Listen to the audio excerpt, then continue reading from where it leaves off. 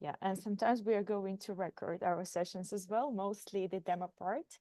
But we will see how we decide on the format after the first couple of times. Here is the short page explaining you what the format is. It's really simple.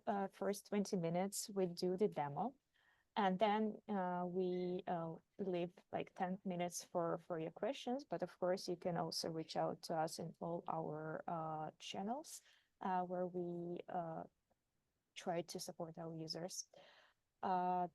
We also try to publish some agenda so you are aware what specific topics are we going to cover and when. And this all accessible at our wiki page. You can easily access it from our repo. It's available to everyone. And today, as a starting session, we are having Sajid, who will introduce the new Kedro Coffee, who cover the top 10 features that we added to our ecosystem in 2024. Because as recently we just realized it's already November, it's the end of the year, it's nice time to go through them again and remind you what we've been working on. So please, Sajid, go ahead, the floor is yours. Awesome, thank you. I'll share my screen quickly. Is everyone able to see? Yes. Awesome. Awesome. Okay. So, hi everyone. Thanks for joining today's Kedro's Coffee Chat. I'm Sajid from the Kedro team, and I'm really excited to highlight some of the features we've added in Kedro since 2024. These updates make Kedro a lot more powerful, flexible, and easier to use than ever. So let's get straight into it.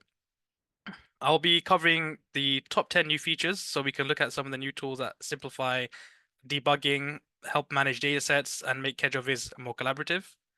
I'll keep it brief as possible, and if you have any questions, feel free to ask in the end as well. So just let me quickly give you a brief recap, just in case anyone is new to Kedro.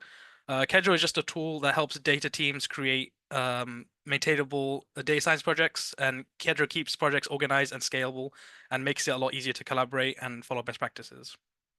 So in that vein, let's move into the first feature, which is enhanced catalog and dataset exploration. So to start with, we've improved the dataset exploration in Kedro. Now the data catalog and individual datasets support what we call pretty printing. So what that actually means is that when you print a dataset or the catalog, the output is actually formatted for better readability, so you can actually quickly understand the data structure. We also introduced something called key completion for the data catalog. This feature allows you to access datasets in the catalog using autocomplete in your IDE. So instead of remembering exact dataset names, you can start by typing, and Kedro will actually auto-suggest the matching dataset names. And that actually makes it quite a lot easier to work with large catalogs. So you can see here below, we're using the key completion, showing an example in the GIF below. And these two changes together actually make managing and navigating the datasets in Kedro a lot more simpler, a lot more efficient. Next is a big one for people who use Jupyter a lot. So it's the debug nodes inside notebooks. We've added a new magic command called load node. This actually lets you load the contents of a Kedro node directly into your notebook cells. So what that actually means is when you can run parts of your pipeline without actually having to execute the entire pipeline. So for example, let's say if you want to debug a specific node, you can use the load node to load that node into a series of Jupyter cells. And then you can step through each of those cells and test individual parts of the node code, which is quite useful for like troubleshooting very complex nodes. And the GIF actually here is showing you how an example of the split data node and how we can use that here. And it'll split that node into separate cells. So this feature actually saves a lot of time by allowing you to actually quickly debug and experiment with nodes directly inside Jupyter without running the whole pipeline each time.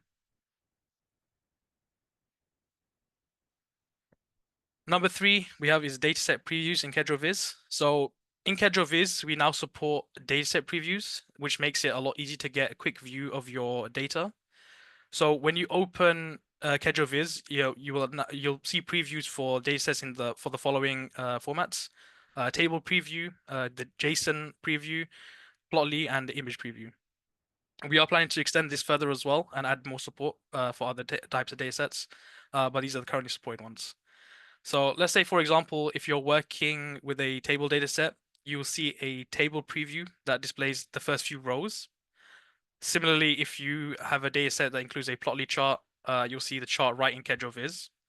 And this is quite useful to get an immediate sense of what's inside each of the datasets without actually leaving Kedro Viz itself.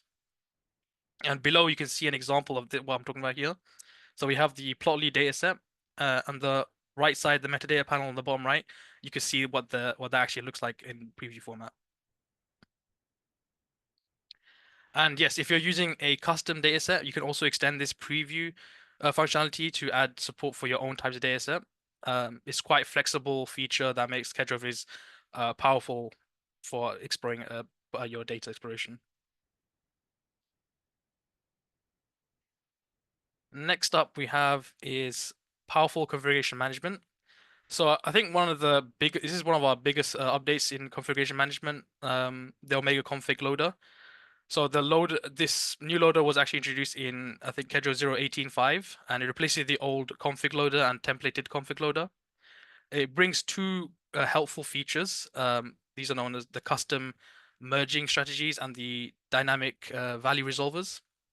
So if I go into the first one for custom merging strategies, one of the main benefits of Omega config loader is that it actually allows you to control how configurations are actually merged.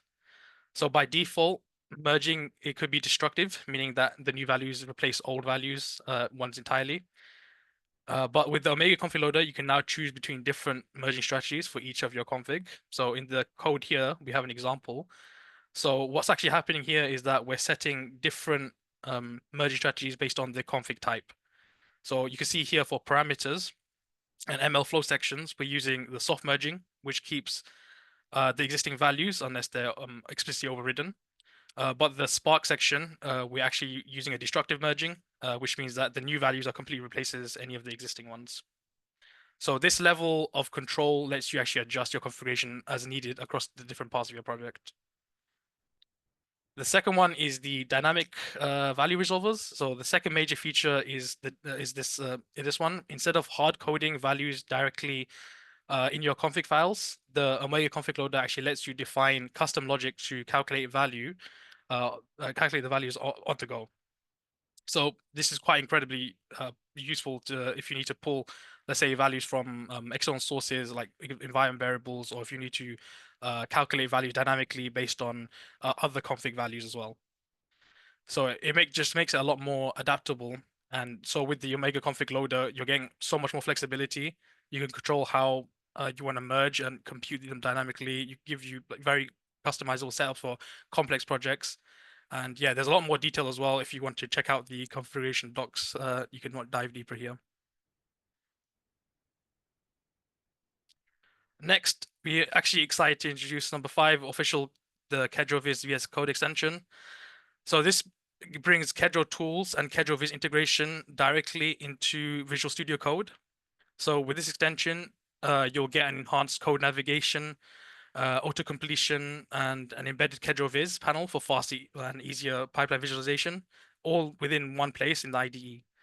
So let's say, for example, if you're working in VS Code and you type a Kedro command, the extension will actually help you provide auto completion. That makes it a lot faster to write Kedro code, and you'll have access to the Kedro Viz within VS Code as well.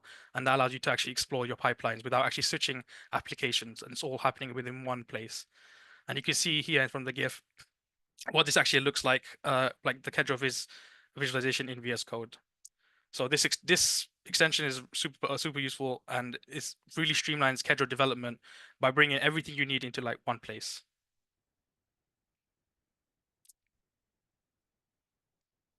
Next we have is number 6, customize your project on creation. So one of Kedro's core goals is to help the data scientists follow best practices in code organization. But we know that the different different projects have different needs, and that's why we've added the ability to actually customize the project creation flow when running Kedro New. So, for example, when you start a new project, you now have several options to pick from for the tools you need. You can go with a very basic project, or you can choose a fully featured spaceflight example, which includes all the recommended tools. So this customization makes it a lot easier to create Kedro projects that fits your specific needs exactly. And you can see here from the below GIF an example of the new Kedro new flow. So when you do Kedro new now, it'll give you a prompt for the project name. Then you have options for the different types of tools you can pick. And then if you wanted to include an example pipeline as well. So you can, whether you want a minimal setup or an example based project, Kedro lets you choose between what's included from the start.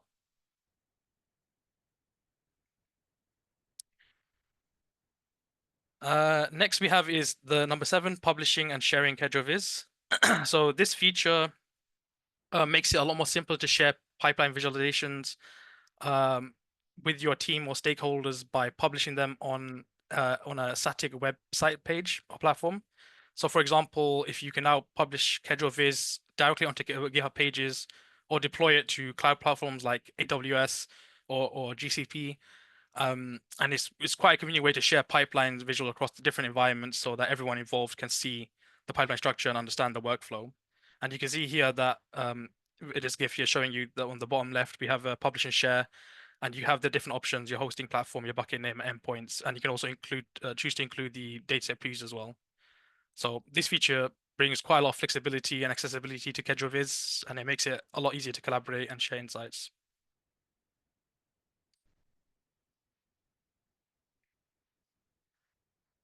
Number 8 we have is experimental dataset contributions. So in recent times, we've introduced a new experimental dataset model for Kedro. So this model essentially allows the community to contribute datasets that might still be in development or in experimental stages. So while these datasets might not fully meet our core standards that we have for Kedro datasets, they can still be shared and used within the Kedro community. We already have some examples, like the LangChain Chat OpenAI dataset, or the LangChain OpenAI embedding dataset, and GeoTIFF dataset as well. So these new datasets help extend the capabilities of Kedro for specialized applications. So in these cases, like natural language processing or the geospatial data as well. And we encourage this model actually encourages innovation and experimentation within the Kedro community. So we're quite excited to see what you guys can come up with. And there's also an opportunity as well for these datasets to be promoted to fully fledged ones if certain requirements are met as well.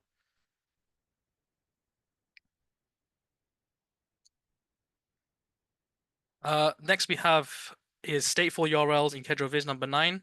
So what does stateful URLs mean? So that just means that when you filter or modify your pipeline view in Kedro Viz, the URL updates now reflect this exact state. So you can now share that URL, and anyone who clicks that URL will see the filtered view that you set up. So for example, if you filter your pipeline by a tags or a node type, Kedro Viz updates the URL to reflect those filters. And then you can share this URL and directly with someone, and they can see that specific view, and this allows for greater team collaboration, etc. So stateful URLs make it easier to share and collaborate on specific parts of the pipeline, especially during maybe a discussion or if there's the troubleshooting steps.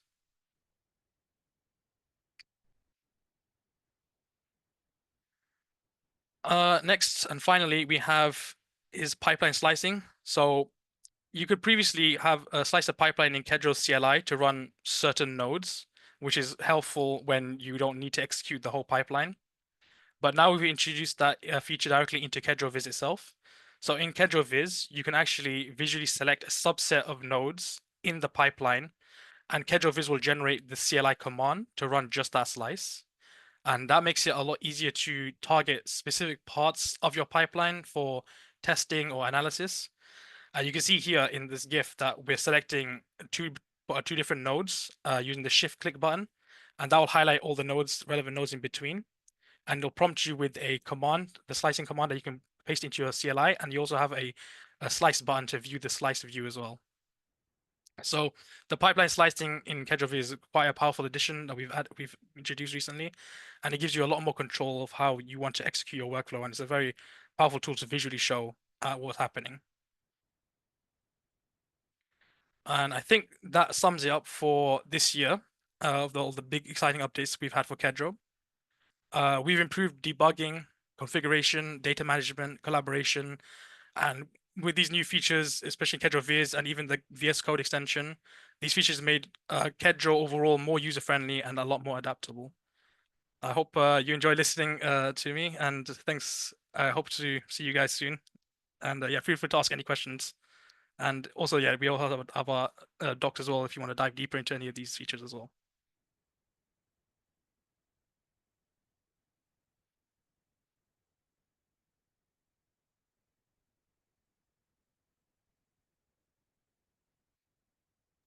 Thank you, such a great demo and great timing. We have 10 minutes for Yeah, questions. yeah.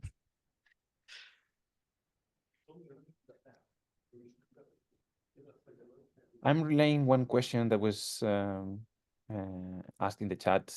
When is the PyCharm extension coming? I'd like to invite folks to comment on the discussion that was linked in the chat.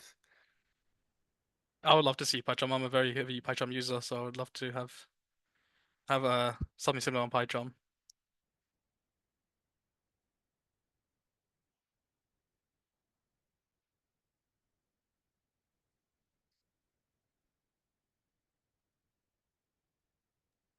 All right, I think we can stop recording.